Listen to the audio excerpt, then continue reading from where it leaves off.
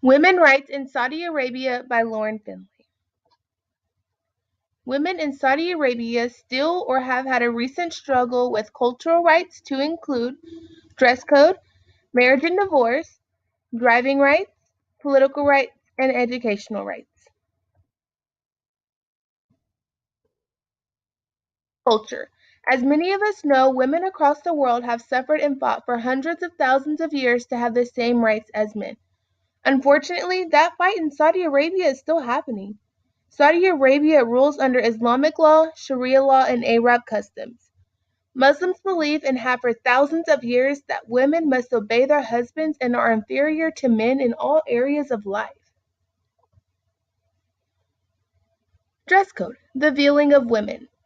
In 1932, when the Kingdom of Saudi Arabia was created, it was based on an 18th century agreement between the ruling of Al Saud monarchy and a devoted group of Muslim clerics who followed a version of Islam, dubbed Wahhabism. Dubbed Wahhabism is a movement sought to seek purification and which includes the veiling and full covering of women. A quote by a woman named Mahamud said, "The veil is not merely a piece of cloth, but a sign of the oppression of women, control over their sexuality, submissiveness to the will of God or a man. The veil is a banner of political Islam used to segregate women born by historical accident in the so-called Islamic world from other women in the rest of the world." To the right, we have a woman by the name of Hoda Shawari. She belonged to the Arab world's first feminist movement and saw the veil as the biggest obstacle to women's engagement in public life. Marriage and divorce rights. Women in Saudi Arabia do not get to choose their life partner or even their child. A woman's entire life is under male guardianship from birth to death, whether that be by her father, husband, brother, or even her son. There are no laws in regards to domestic violence. Guardians can hand their daughter off at the age of puberty. The marriage contract is also only between the men of the women. The women have no say-so.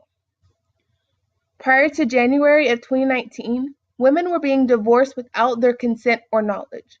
The new regulation in Saudi Arabia that was brought to place in 2019 will now require women to be notified via text message of any marital change and view the documents surrounding that change. Also in 2019, Saudi Arabia banned child marriages under the age of 15. Driving rights. Saudi Arabia became the only country in the world that did not allow women to drive. This rule goes back to the dubbed Wahhabism law that held men and women should be kept separate and also that women had to have a male guardian's permission to leave the house. In June of 2018, women were now legally able to drive and get driver's license. However, due to their guardianship system, women still may be facing a battle. Guardianship ensures that the balance of power between men and women at home and work could possibly be in the man's favor on the roads as well. As stated before, women have to ask for permission to leave their home no matter what. Essentially, men can consent or not to letting their women work, travel, or leave the house for any reasons, including seeking medical care. Education.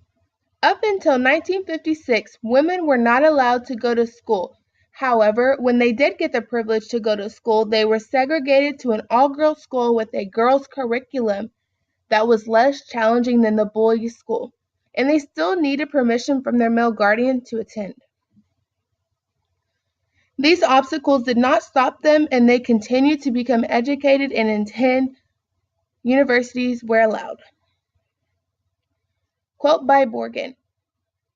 Advancements in girls' education in Saudi Arabia have indeed empowered women to pursue their own potential. Beyond secondary school, many Saudi women earn advanced degrees. Data from 2015 shows that women account for 51.8% of students at Saudi universities. Around 551,000 women are enrolled in undergraduate programs, with 24,498 in graduate programs and 1,744 pursuing PhDs. An additional 35,537 study abroad in 57 countries. To the right is an all-women Saudi Arabian university.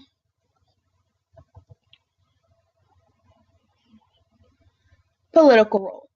For the first time in Saudi Arabian history, in 2013, women were appointed to partake in the Shura Council.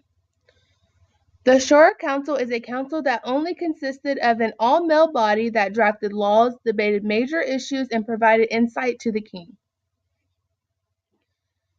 In 2015, women over the age of 21 in Saudi Arabia were granted the right to vote and run for office. Let's recap. Women in Saudi Arabia cannot choose who they marry, cannot make major decisions on their own, cannot choose to veil or unveil, can now drive, can go to school, and can vote and run for office.